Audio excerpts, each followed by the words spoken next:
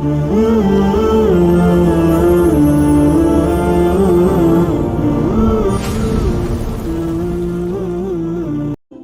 اللہ علیہ وسلم نے فرمایا قیامت اس وقت تک قائم نہیں ہوگی جب تک قحطان قبیلے سے ایک شخص نہ نکل آئے جو لوگوں کو اپنی لاٹھیوں سے ہانکے گا، یعنی اس کا لوگوں پہ زبردست کنٹرول ہوگا۔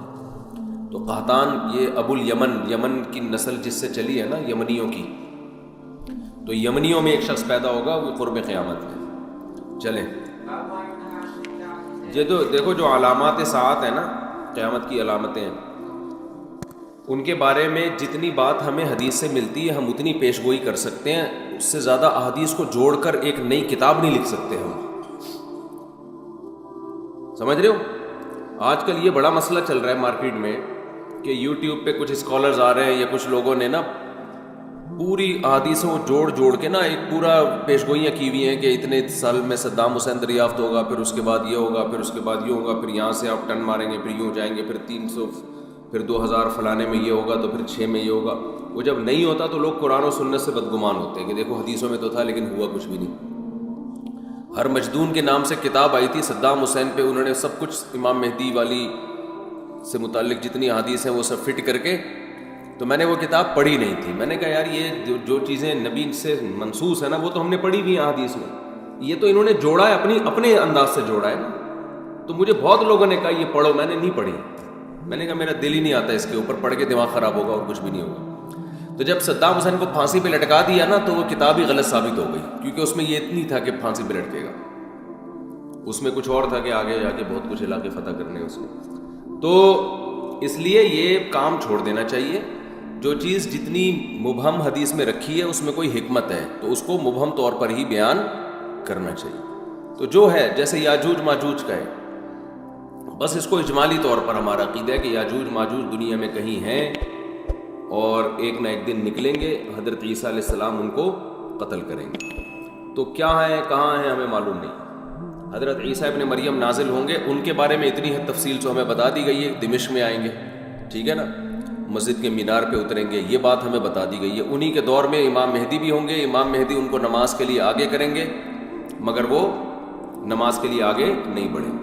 بس کس سن میں آئیں گے اس کا قرآن و سنت میں کوئی تذکرہ نہیں، آئیں گے دمشق میں، صحیح ہے نا؟ نہیں میں نے کبھی نہیں کہا 2025 میں، تو وہ یہ سب چیزیں اپنی جگہ ہیں۔ باقی ہم نے جو فیصلے کرنے علامات ساعت کو دیکھ کے نہیں کرنے، ہم نے موجودہ حالات کو دیکھ کر جو گراؤنڈ ریئلٹی ہمیں جس سمت میں چلنے کا حکم دے رہی ہے ہم نے اس کے حساب سے فیصلے کرنے ہیں۔ سمجھتے ہو کہ نہیں سمجھتے؟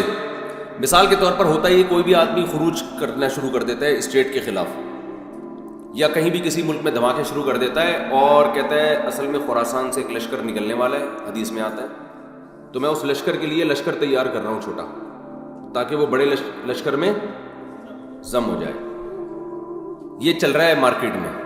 تو بس امام مہدی آنے والے ہیں، تو وہ دیکھو حدیثوں میں تو آتا ہے جب یہ ہوگا جب یہ ہوگا، تو پھر وہ دیکھو ابھی امام مہدی آنے والے ہیں، ابھی یہ دھماکہ کرنا ہے، ہم نے فلاں جگہ بم رکھنا ہے، تو بھائی لشکر تیار ہو رہا ہے نا، تو خلاف خلیفہ بھی آ رہا ہے، تو ہم امام مہدی کے ساتھ ملیں گے۔ تو آپ کہو بھائی کب آ رہے ہیں؟ بھائی حدیثوں میں ملتا ہے دیکھو، تو وہ یہ لشکر ہوگا، اور خراسان میں ابھی دیکھو بم پھٹائے گا نہیں پھٹا، تو یہ وہی امام مہدی کا لشکر تیار ہو رہا ہے۔ بھائی ہمیں کیا پتہ یہ وہ والا ہے یا وہ والا بم پھٹائے یا وہ والا جو امام مہدی کے دور میں پھٹے گا وہ بعد میں جا کے پھٹے گا، ہمیں کیا پتہ یار۔ تو وہ جب اللہ نے جو کام کرنا ہے وہ اللہ کو کرنے دو، آپ اپنے حساب سے دیکھ کے چلو گے، سمجھتے ہو؟ تو لوگوں کی صلاحیتوں کو بہت ضائع کیا جاتا ہے، سمجھتے ہو؟ جب وہ ہوگا تو وہ اس کی علامات پوری بتائی گئی ہیں کہ جو ہے نا وہ پتہ چل جائے گا آپ کو۔ جیسے نبی صلی اللہ علیہ وسلم کی نبوت جب ظاہر ہوئی تو پہلے سے یہود و نصارہ انتظار کر رہے تھے نا نئے نبی کا، تو جب ایک پیغمبر ظاہر ہوئے اور آگے حضرت ابو ذر کا ایمان کا واقعہ آ رہا ہے، کیسے انہوں نے تلاش کیا نبی صلی اللہ علیہ وسلم کو اور علامات دیکھ کر کیسے اندازہ لگایا انہوں نے۔ تو وہ اللہ تعالیٰ پھر ایسے نہیں رکھتے کہ 2-4 آدمیوں پر، وہ پھر اللہ اس کو منوا کے چھوڑتے ہیں جب کوئی کسی شخصیت کو اللہ اوپر لانا چاہتے ہیں۔ تو پھر نبی صلی اللہ علیہ وسلم نے جب دعویٰ کیا تو آپ کی دعوت پھیلی، آپ کے معجزے ظاہر ہوئے ہیں، پھر لوگ جوک در جوک ایمان لانا شروع ہوئے۔ تو حضرت مہدی کا بھی ایسا ہی ہوگا کہ ایسا نہیں ہوگا کہ وہ جناب جب ظاہر ہوں گے تو بس 4 آدمیوں کو پتہ ہوگا. جب وہ ظاہر ہوں گے تو اللہ نے ان کے ساتھ اتنے ان کے برحق ہونے کے دلائل رکھے ہوں گے کہ آپ کو کتابوں میں کی ضرورت نہیں رہے گی. وہ اظہر من الشمس، چڑھتے سورج کی طرح ان کے برحق ہونے کے دلائل اللہ ان کے بھی اور عیسیٰ ابن مریم کے بھی قائم کرے گا. یہ خبریں پوری دنیا میں پھیلیں گی، کوئی انکار نہیں کر سکے گا. سمجھتے ہو کہ نہیں سمجھتے؟